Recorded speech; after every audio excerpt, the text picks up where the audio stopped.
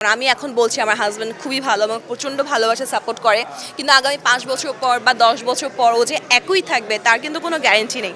Formal কথা থেকে বেরি হয়ে একটু ইনফর্মাল কথাবার্তা শুরু হয়ে গেছিলো, তখন থেকে একটু একটু হিন্টস দিচ্ছিল আর কি। ও অ্যাকচুয়ালি আমাকে কনভিন্স করার আগে আমার ফ্যামিলিকে কনভিন্স করেছে। আমার মনে হয় না ওয়ার্ল্ডে এরকম শাশুড়ি আর কোথাও আছে। The best, the best, the best. খুবই ভালো লাগছে, আপনাকে দেখে আরও ভালো লাগছে। সব পিটি পিটি ফেস অ্যান্ড সব হ্যান্ডসাম হ্যান্ডসাম জেন্টলম্যান, সব কিছু মিলে খুব ভালো লাগছে। আজকে তো শাকিব খান আসবে, কতটা এক্সাইটেড?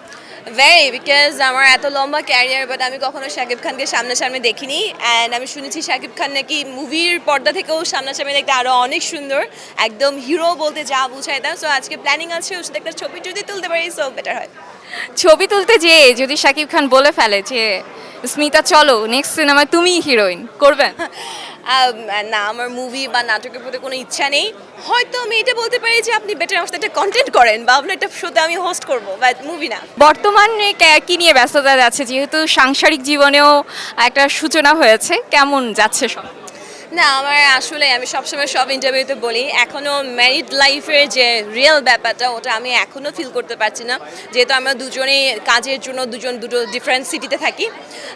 বাট কাজের চাপ একটু বেশি, যেহেতু ঈদের কাজগুলো চলছে এবং ঈদের পরপর আবার উইন্টারের কাজগুলো সব কিছু স্ক্যাজুয়াল সেট করা। সো কাজ নিয়ে আপাতত ব্যস্ততা। বর কি মানে খুব শান্ত নাকি রোমান্টিক? আচ্ছা, ও হচ্ছে মানে মিক্সড অফ এভরিথিং।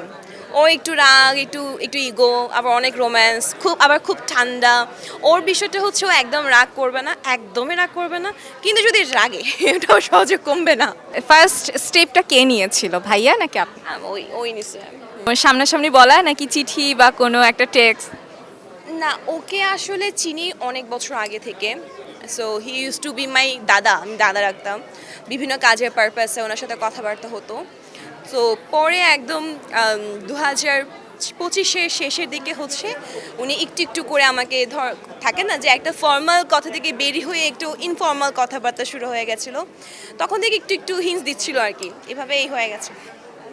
তো আপনার দিক থেকে কবে সেই ঘন্টিটা বেঁচে গেল যে টাং বেঁচে গেছে? ও এটা তো ও অ্যাকচুয়ালি আমাকে কনভিন্স করার আগে আমার ফ্যামিলিকে কনভিন্স করেছে।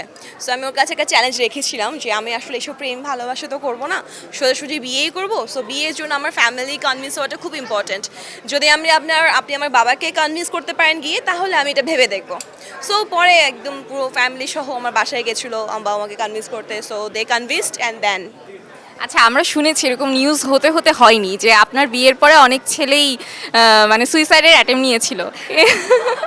এরকম কি ইনবক্সে কোনো এসএমএস এসেছে যেটা আপনি আমাদের সাথে শেয়ার করতে চান, মজার কোনো এসএমএস? না, হার্ট ব্রেক টাইপের ইনবক্সে আমি অনেক কিছু পেয়েছি, তবে সবচেয়ে বেশি মনে হয় মন ভেঙে গেছে যখন জানতে পেরেছে আমি কোন রিলিজিয়ান বিলং করি।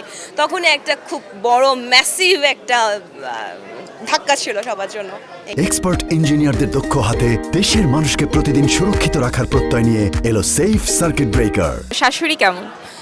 আমার মনে হয় না ওয়ার্ল্ডে এরকম শাশুড়ি আর কোথাও আছে। The best, the best, the best. মানে আমি মাদার্স ডেতে একটা ভিডিও করেছিলাম দ্যাট গত বছর মাদার্স ডেতে আমার একটা মা ছিল, এই মাদার্স ডেতে আমার এখন দুটো মা। আর আমার শাশুড়ি এত ভালো, প্রত্যেকটা দিনই আমাকে ফোন করে, প্রত্যেক দিন জিজ্ঞেস করে কি খেয়েছি না খেয়েছি, মানে খুব ভালো। আমার মাও প্রতিদিন ফোন করে না, কিন্তু আমার শাশুড়ি প্রত্যেক দিন ফোন করে। এত সোশ্যাল মিডিয়াতে দেখছি সম্পর্ক ভেঙে যাচ্ছে, চিট করছে হাজব্যান্ড, বিয়েও ভেঙে যাচ্ছে। সেই জায়গা থেকে আপনি কি অ্যাডভাইস দেবেন যে কি করলে আসলে এই বিশ্বাসটা ধরে রাখা যাবে? কারণ বিয়ের সাথে তো করতেই হবে, কি অ্যাডভাইস দেবেন? না, এটা আসলে কোনো অ্যাডভাইস নাই, বিকজ ইউ নেভার নো কখন কার মন চেঞ্জ হয়ে যায়। যেমন আমি এখন বলছি আমার হাজব্যান্ড খুবই ভালো এবং প্রচণ্ড ভালোবাসা সাপোর্ট করে, কিন্তু আগামী 5 বছর পর বা 10 বছর পর ও যে একই থাকবে তার কিন্তু কোনো গ্যারেন্টি নেই। তেমনি মানে শুধুমাত্র পুরুষ না, মেয়েদের ক্ষেত্রেও, মেয়েদের মধ্যেও দেখি চেঞ্জ আসছে, ছেলেদের মধ্যেও চেঞ্জ আসছে। সাংসারিক জীবনটা মনে হয় খুব বেশি যখন মোনোটোনাস হয়ে যায় তখন এই বিষয়গুলো ঘটে।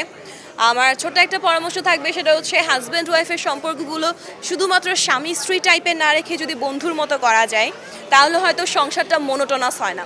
আর যখন মোনোটোনাস হয় না, আপনার হাজব্যান্ড যখন আপনাকে মন খুলে সব কথা বলতে পারবে, বা আপনার হাজব্যান্ড আপনার মাঝে একটা বউয়ের পাশাপাশি একটা গার্লফ্রেন্ডকে খুঁজে পাচ্ছে কিছুদিন, বা কিছুদিন একটা বান্ধবীকে খুঁজে পাচ্ছে, এরকম যদি হয় তাহলে হয়তো ব্যাপারগুলো ঘটে না যে অন্য একজনের একটু অন্যরকম কথা, একটু ভালো লাগা তৈরি হচ্ছে।